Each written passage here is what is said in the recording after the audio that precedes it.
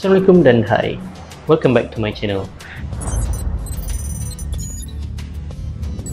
Ok, setelah sekian lama aku tak bersiaran di dalam YouTube channel ni sebabkan kesibukan melawan COVID-19 ni, hari ni aku pulang dan ada sedikit masa untuk diluangkan bersama dengan hampa semua. Aku dah ada buat satu soalan dekat aku punya ruang community tab dalam YouTube channel. So soalan aku tu, apa yang hampa nak tahu lagi mengenai tentera Malaysia ni lah. So dalam option tu aku letak option 1, penyakit-penyakit yang menyebabkan kita ni tak layak untuk masuk tentera. Kedua adalah kenapa saya tak layak masuk tentera. Dan yang ketiga adalah saya nak Dr. Rizal buat live. So berdasarkan pool soalan yang aku buat tu, kebanyakan memilih option 1 lah, penyakit-penyakit yang menyebabkan seseorang tu tidak layak untuk masuk tentera. So aku akan terangkan dengan jelas dekat dalam video ni apakah penyakit-penyakit yang menyebabkan kita tak layak untuk masuk tentera. So penyakit-penyakit yang paling common semasa pemilihan adalah flat foot, tapak kaki tu rata. So bila tapak kaki ni rata, dia biasanya bila melakukan latihan ketenteraan yang berat, dia boleh jadi cepat sakit kaki dan senang untuk mendapat kecederaan lah. So selain tu adalah skoliosis, iaitu tulang belakang tak lurus. Kita nak tulang belakang yang lurus. Lurus yang dimaksudkan kat sini adalah daripada pandangan hadapan tau. Kalau kita tengok daripada pandangan sisi, memang tulang belakang ni akan ada bongkok sikit, sebab itu adalah bongkok tu adalah normal. Bongkok yang normal ni kita panggil normal lumbar lordosis. Itu memang kena ada. Bengkok yang dimaksudkan dalam ni adalah skoliosis dan jenis. Kalau kita berdiri tegak ni, badan dia akan sengit ke kiri ataupun sengit ke kanan lah.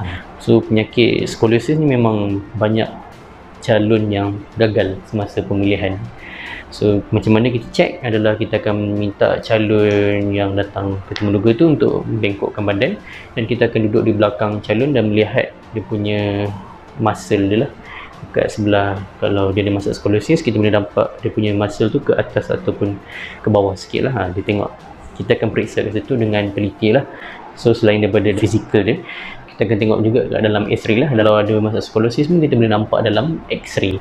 So antara sebab kita buat X-ray tu adalah nak tengok skoliosis tu juga, nak tengok yang paru-paru ada jangkitan kuman ke, ada TB ke, ataupun ada benda-benda kanser yang kita tak tahu. Mungkin tiba-tiba boleh buat X-ray nampak ada benda tu lah. So kita nak tengok benda-benda tu jugalah. Dan selain tu, kita nak tengok mungkin dia masalah patah tulang ke sebelum ni, tu pun kita tak accept. Ok, so yang first tadi aku dah cakap, flat foot, tapak kaki tu rata. Kedua adalah skoliosis, tulang belakang yang bengkang-bengkok. Selain daripada itu adalah masalah kulit. Masalah kulit ni mungkin dia ada jangkitan kuman seperti kudis, buta, dia mungkin ada panau, dia mungkin ada jerawat yang teruk. So ini penyakit kulit ni pun kita tak accept ke dalam Angkatan Tentera Malaysia. Sebabnya kalau penyakit kulit ni dia senang berjangkit dengan orang lain. So semasa latihan-latihan ketenteraan, kita ada banyak latihan yang bersama-sama dalam kumpulan. So ni antara 3 benda, keadaan atau penyakit yang menyebabkan calon tak diterima masuk dalam Angkatan Tentera. So selain tu, semasa saringan awal sebelum datang pemilihan, kita ada beberapa soalan seperti calon ada masalah G6PD, kita tak accept, kita tak terima. G6PD ni adalah penyakit genetik dan dia ada certain ubat yang dia tak boleh nak terima. Selain tu juga kita akan screen sama ada calon ni pernah ada asma. So kalau dia ada asma pun kita tak terima masuk dalam tentera. Kalau nak disenaraikan jenis-jenis penyakit yang tidak lulus dalam pemilihan tentera ni banyak. So senang cerita, kita nak calon tu sihat walafiat tanpa sebarang penyakit. So aku buat video ni untuk memberi penerangan dan penjelasan kenapa kita tak terima penyakit-penyakit sekian. Tapi back to basic juga, kita takkan terima calon yang ada masalah kesihatan. Itu je, simple. Kita nak askar ni yang dilatih adalah askar yang sihat dan tiada sebarang penyakit. So kalau ada penyakit tu, peluang tu untuk diterima adalah sangat-sangat rendah.